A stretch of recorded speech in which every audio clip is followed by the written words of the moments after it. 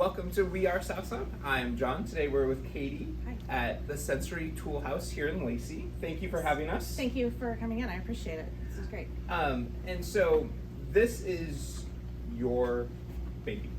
Yeah, this was created over in 2020. Basically, a good friend of mine called me and said, "Where do you have that sensory swing hanging in your house?" And I was like, "Oh, you get it online." And she goes, no, my daughter loves getting into it when she's over at your house. We really want to get one for her for Christmas. But I want to go check them out first. And I was like, sorry, you can't. And she's like, well, I want to support local. So who can I go see? And I said, nowhere. You really can't. And as a mom of a son who is autistic, I struggled with that for the last 15 years. So all of a sudden I went, why don't we have this? And why isn't this community supported in that way? And from there, Sensory Tool House happened very quickly. Well, and as a son my son who uses stuff like this and really enjoys it, I saw your stuff on Facebook. I was like, that's amazing, because there is so much of it where as a parent, just me, myself, you think you're buying something they'll like, but when you buy online, you're not sure it's going to connect the way you think it is. Correct. Where here, I know talking with your general manager, Taj, kids can come in and touch and feel and see if it's something that they want to take home. And adults. And that's the one thing that we really want to, say is that when you turn 18, you don't stop having a sensory system. And so we all have that, whether we identify as neurodivergent or we identify as neurotypical. We all have a sensory system, and if you've sat in an office or a conference or you've been somewhere, there's the pen clickers, the toe tappers, the seat bouncers, the doodlers, the ones that end up standing in the back as adults. And in our offices, the ones that prefer working in silence, working with music. That is our way of regulating our sensory system for all of us. So though we focus on neurodivergent individuals, we have something that really supports everybody. Yeah. Because we all have a sensory system. Yeah. And I mean, we're standing on cool pads. Yeah, these are floor tiles. There that move when you step on them, and it's almost like jumping in a puddle in many ways. And it just gives that feedback of movement when you're stepping on them. It's relaxing. It's fun to watch. I have a family who's interested in doing a whole playroom in these, which would be really cool. I want to see that and go in their playroom, sensory room too. Yeah. Well, but it's one of those things that no matter who you are, the first thing you see and you're like, I want to step on them. Exactly. And it's that with a lot of the stuff in here, and we'll take some photos of all the stuff you offer. But just having that space where anybody can come in, right? Now, what you talk about the community behind you. Do you have a staff that helps you besides Taj, or a board of directors, or? So we do not have a board of directors at this time. Right now it is myself, and then I have a director of resources, Lauren Howard. She's incredible. She is working with a lot of different organizations in the community to bring classes and experiences here and to bring the community together so that we're all supporting each other. And we want to destigmatize the idea of, autism, ADHD, all of those things that we're all there's neurodiversity everywhere. Every single brain is wired differently. And so as we start to educate and bring everyone together and find those commonalities, that's primarily her job. She also, we are contracted with DDA. Okay. We want to make this accessible to everybody. And so she works with the DDA contracts in purchasing for the caseworkers. We also know that there's a gap between, especially right now in these financial times, there's, you may not qualify for DDA, but maybe it's because of $5, of an income. There's a gap there, but you're still, finances are you're still struggling, and you need those tools to increase your quality of life. So we have created a buddy fund. The buddy grant is something that my husband and I have funded, and that is turning into a 501c3 that will be separate from Sensory Tool House.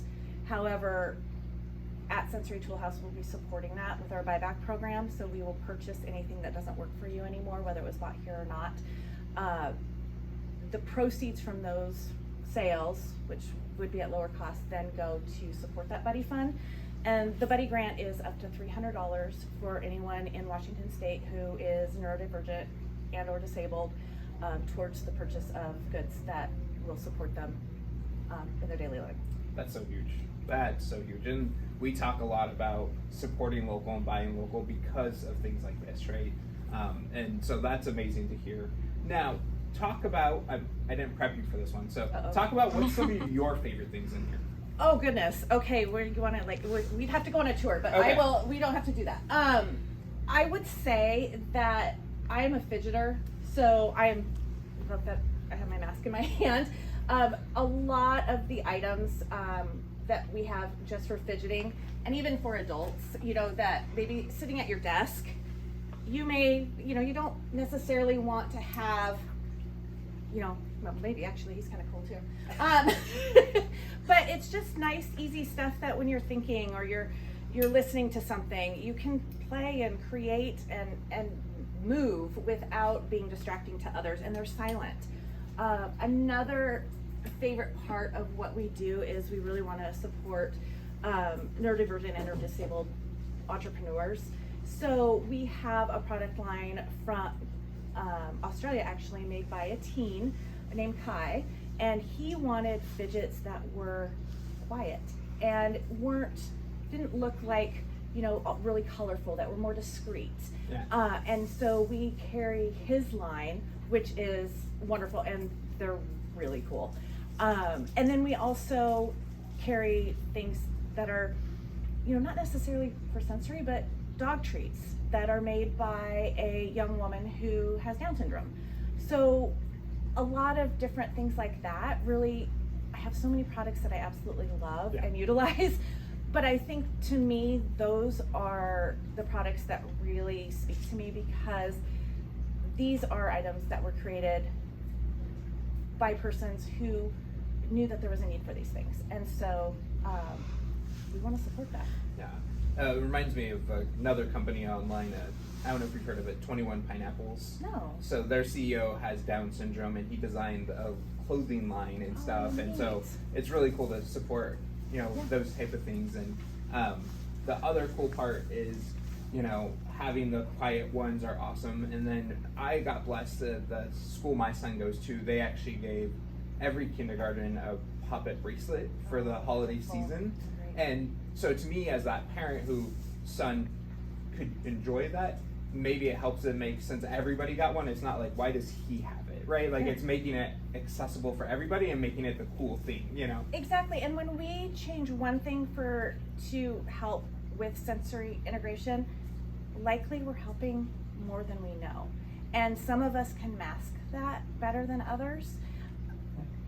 But it doesn't mean when you change your lights from fluorescent to LED, you're probably helping more people than you know. Yeah. It's not just for those who, are neurodivergent or have difficulties with that. I was going to say too, this is Steve. Steve is a local person who lives in Olympia. This gentleman is an avid cyclist, and he, says he's a lifelong fidgeter, and he takes chains from bikes and upcycles them and makes fidgets. So another example of somebody locally who we're able to then support. But That's so awesome. Now, wrapping it up, you have what I'll call the store section. Yes. But, and we'll take photos of this later, is we also have an event space for, in the future, hopefully like birthday parties or classes and stuff like that. Yeah, so today we have our first yoga class happening. We do at this time, because we work with often a more vulnerable population, we do require that you stay masked during all of this. So we have that. We have our first birthday party scheduled, which is exciting, which is sensory sensitive, and we will work with the person or the caregivers on how do you want that to look, whether it's lights off, lights on, you name it, we probably can accommodate it. We also, starting in March, will have a neurodivergent adult tabletop. We have a meetup group called Square Pegs that will be coming in. We are working with Olympian Lamplighters, and they're doing art classes. We are working with Hands On Children's Museum. They will be doing a class here. We have a tool time with Amelia, one of our employees, who is neurodivergent and a former special education teacher, so she has a lot of knowledge, lived knowledge and education. She's going to do tool time with Amelia once a month, so caregivers or those who are neurodivergent can come in and just talk about what tools are out there. So we're really trying to make this a place where not only are we supporting that getting together thing, because I know we're all missing that community, and we're pushing it to March, so hopefully we can do it safely. If we can't, we won't. But we also want to be there for those that are caregivers, because one of the most difficult jobs is to be a caregiver. So. And then the other one that's really cool is the sensory room. Yes. And we'll take videos or a photo of that, but that's really cool little space. That might be my favorite. yeah, it's pretty special. And just to be clear, this was filmed in closed hours, so we're not breaking any rules here. But well, thank you so much for what you guys do and giving the community a space like this. Yeah, thank you for your support. This sounds great. I appreciate it.